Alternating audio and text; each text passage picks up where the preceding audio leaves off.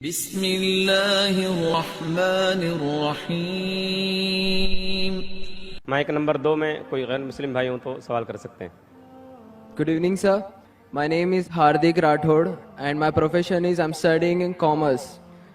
So my question is, I'm not clear with the concept of Makkah.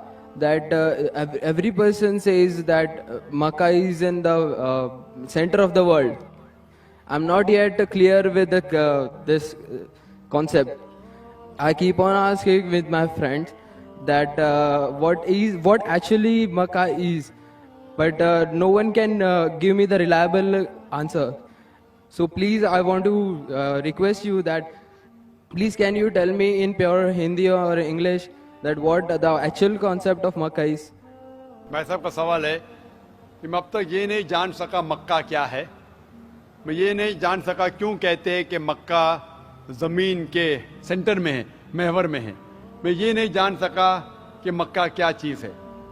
भाई साहब, मक्का जिस तरीके से कुरान मजीद में जिक्र आता है सूरह अल इमरान में सूरा नंबर 3 आयत नंबर 96 में कि मक्का वो जगह है जो सबसे पहले इबादत के लिए बनाई गई, सबसे पहले इबादत की जगह बनाई गई वो है मक्का।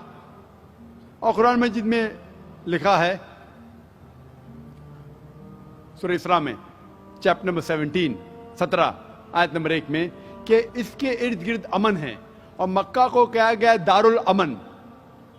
और जहां तक के सेंटर का सवाल है, आप जब वर्ल्ड मैप देखेंगे, आप स्कूल में पढ़े होंगे वर्ल्ड मैप आप खोलेंगे तो आप देखेंगे कि नॉर्थ पोल ऊपर है, साउथ पोल नीचे है, वेस्ट की तरफ है अमेरिका, ईस्ट की तरफ आप देखेंगे जापान, सऊदी अरेबिया जो है सेंटर में, और मक्का जो है, जो सिटी मक्का है वो डॉट आप देखेंगे ऊपर और नीचे भी सेंटर में, लेफ्ट एंड राइट में भी सेंटर में।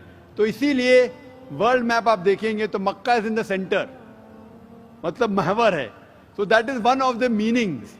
बट रियल है क्या वो दारुल अमन है और वो अमन की जगह है और वो पहली इबादत के लिए जगह बनाई गई। अल्लाह सुब्हानहू व तआला फरमाते हैं कुरान मजीद में, I see the people's means like the bhakt of Allah. They pierce their body and their means they do rally out on the road. What is it actually? भाई साहब ने सवाल किया कि हम देखते हैं कि मुसलमान लोग अपने जिस्म को मारते हैं और खून करते हैं, क्या है?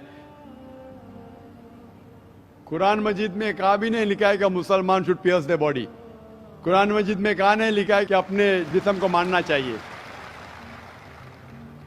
जहां तक कि सही हदीस है, सही हदीस में अल्लाह के फरमाते अगर इंतकाल होता है आपके घर वाले का या कोई नुकसान होता है, मैक्सिमम आप 3 दिन तक शोक मना सकते हैं, 3 दिन से ज्यादा नहीं, क्योंकि किसी का भी इंतकाल होता है वो अल्लाह की तरफ से है। तो इंतकाल होने के बाद भी, मौत के बाद भी अगर आपको शोक मनाना है, अगर आपको you want to wail and cry, maximum 3 days. तो ये कुरान और हदीस के मुताबिक नहीं है और कोई भी करता है तो कुरान के खिलाफ करता है। Hope the answer the question. Number 1 अगर कोई भाई सवाल करना चाहते हो, माइक नंबर 1 में।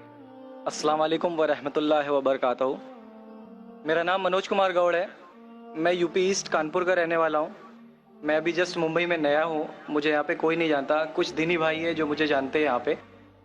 सबसे पहले मैं आपका शुक्रिया अदा करना चाहता हूँ इस मंच के थ्रू, जो हमारे डॉक्टर जाकिर भाई ने यहाँ के थ्रू इतने सारे लोगों के बीच में मुझे ये मौका दिया कि मुझे आ करके अपनी किसी बात को कहने का मौका मिले। मैं एक ऐसी फैमिली से बिलोंग करता हूँ जो कि इतनी सेपरेट फैमिली है, जो कि मुसलमान का नाम नहीं सुनना चाहती है।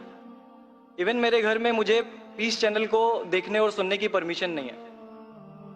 फिर भी अल्लाह तबारक व तआला का एहसान है, करम है उनका कि मैं अपनी फैमिली का सबसे बड़ा बेटा हूँ और मुझको अल्लाह तबारक व तआला ने चुना और जरिया बना पीस चैनल, जिसपे मैं डॉक्टर जाकिर नायक और डॉक्टर इसरार अहमद, शेख सनाउल्लाह, जिनकी तकरीरें सुनता था, जिनसे मेरे सारे मिसकंसेप्शंस दूर हुए।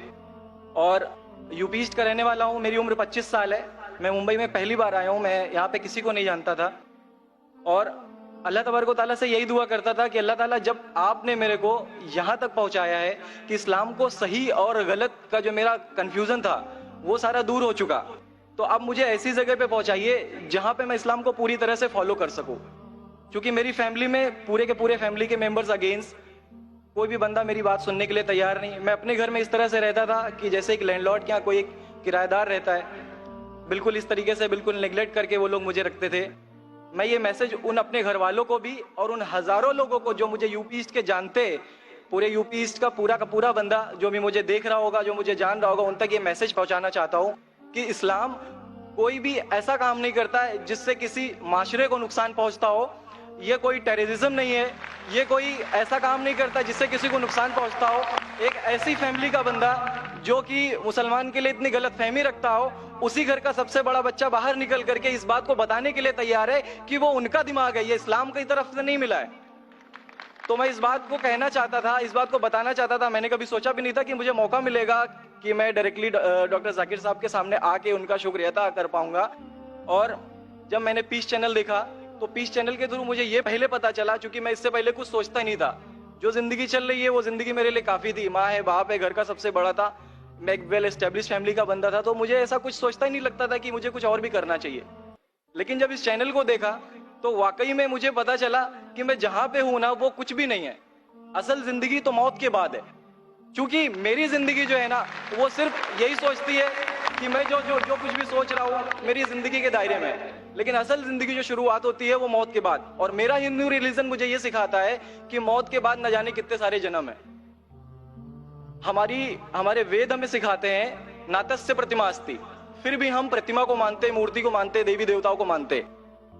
हमारा वेद हमें बताता है एकम ब्रह्मम द्वितीयो नास्ति, यानी कि भगवान एक है, दूसरा नहीं है ही नहीं। उसके बाद भी हम 36 करोड़ देवताओं को मानते। तो हम अपने वेद को क्यों नहीं पढ़ते, हम अपने वेद को क्यों नहीं देखते कि हमारा वेद हमें क्या सिखाना चाहता। अगर कोई मुसलमान गलत करता है तो हम ये नहीं सोचे कि वो इस्लाम है। वो मुसलमान गलत हो सकता है लेकिन इस्लाम गलत नहीं हो सकता। तो इसलिए मेरा पूरा का पूरा मैं मुकम्मल हूँ अल्हम्दुलिल्लाह। और अपनी जिंदगी में इस खुशी को महसूस करते हुए, ये खुशी आप सारे भाइयों से बांटते हुए, सारी बहनों से बांटते हुए, सारी माओं से बांटते हुए आप सभी के सामने ये इकरार करता हूँ कि अल्लाह के सिवा कोई माबूद नहीं है। ये मेरी फैमिली वाले या मेरे यूपी वाले या जितने भी लोग देख रहे हो, मैं इस बात को कबूल करता हूँ कि मैं इस्लाम में हूँ। माशाल्लाह, मैं आपका शुक्रगुजार हूँ। आपने पीस टीवी का पैगाम जो नटशेल में दिया, लगता है कि माशाल्लाह इतनी बार देखिए कि आपके जहन में उतर गया और आप उसको मेमोराइज कर चुके। मैं शुक्रगुजार हूँ आपका कि आपने पीस टीवी का मैसेज एक नटशेल में दिया। और अल्हम्दुलिल्लाह जो भी आपने कहा माशाल्लाह, और जो आपने याद के हवाले के साथ जो श्लोका, माशाल्लाह आपने कहा कि आप एक खुदा में मानते हैं जिसका कोई माबूद नहीं। बिल्कुल। आप मानते हैं मोहम्मद सल्लल्लाहु अलैहि वसल्लम आखिरी पैगंबर है? कोई शक नहीं। आप इस्लाम कबूल करना चाहते हैं? बिल्कुल। माशाल्लाह। आप पे कोई जबरदस्ती कर रहा है? कोई जबरदस्ती नहीं है, कोई कंफ्यूजन नहीं है, वेल सेटिस्फेक्शन है विदाउट एनी प्रेशर। माशाल्लाह, आप तो शहादत की कंडीशन भी रट लिए पीस टीवी से। माशाल्लाह। इंशाल्लाह मैं अरबी में कहूंगा और मैं चाहूंगा कि आप उसे दोहराएं। इंशाल्लाह ताला। अशहदु अल्लाह इलाहा इल्लल्लाह व अशहदु अन्ना मुहम्मदन अब्दुहु व रसूलुहु। माशाल्लाह, आपका अरबी भी एकदम माशाल्लाह अच्छी है। मैं गवाही देता हूँ कि अल्लाह के अलावा कोई माबूद नहीं और मोहम्मद सल्लल्लाहु अलैहि वसल्लम उसके बंदे और पैगंबर है। माशाल्लाह, मेरे हिसाब से आप दिल से पहले से ही मुसलमान थे, अभी लोगों के सामने जाहिर किया। और आप जो कहना चाहते थे, यूपी में कई लोग आपको जानते, ये लाइव टेलीकास्ट है पूरे दुनिया में और हमारी व्यूअरशिप तकरीबन 10 करोड़ है, 100 million. It is the largest watched spiritual channel, religious channel in the world. अल्हम्दुलिल्लाह, स्टैटिस्टिक्स के हिसाब से सबसे ज्यादा देखे जाने वाला मजहबी चैनल क्रिश्चियन चैनल से भी ज्यादा और दिगर इस्लामी चैनल से भी ज्यादा पीस टीवी अल्हम्दुलिल्लाह। और इस देश में भी करोड़ों लोग देखते हैं और जाहिर है कि कई यूपी वाले भी देखते होंगे।